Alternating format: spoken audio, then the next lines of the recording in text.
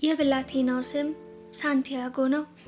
እሱ ወደ ተራቆተው የቤተ ክርስቲያን ቅጥር ሲደርስ ምሽቱ የቀኑን ብርሃን መጋረድ ጀምሮ ነበር።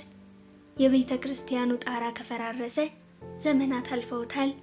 ቤተልሔሙ በነበረበት ስፍራ አንድ ግዙፍ የዋርካ ዛፍ ከበቀለበትም እንዲሁ። እዚሁ ሊያድር ወስኖ በጎቹ ሁሉ በፈረሰው መግቢያ በኩል መግባታቸውን ካረጋገጠ በኋላ መግቢያው ላይ የዛፍ ቅርንጫፎችን ረበረበ። መጠንቀቁ ተኩላዎች በጎቹን እንዳይበሉበት ሰግቶ አይደለም።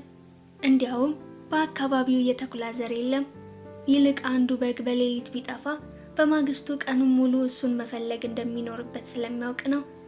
ወለሉን በጃኬቱ ጠራርጎ በቅርቡ አንብቦ የጨረሰውን መጽሐፍ ትራሱ አድርጎ ተጋደመ። ወፋፍራም መጽሐፍት ማንበብ አለብኝ ብሎ ለራሱ ተናገረ። ምክንያቱም ከወፋፈሩ ቶሎ አያልቁበትም። በዚያ ላይ ምቹ ትራስ ይሆኑታል። ነቅቶ በግማሽ በፈራረሰው ጣራ ጮልቆ ከዋክብትን ማየት እስኪችል ድረስ ገና ጨለማ ነበር። ትንሽ መተኛ ትፈልጋለሁ ሲል አሰበ።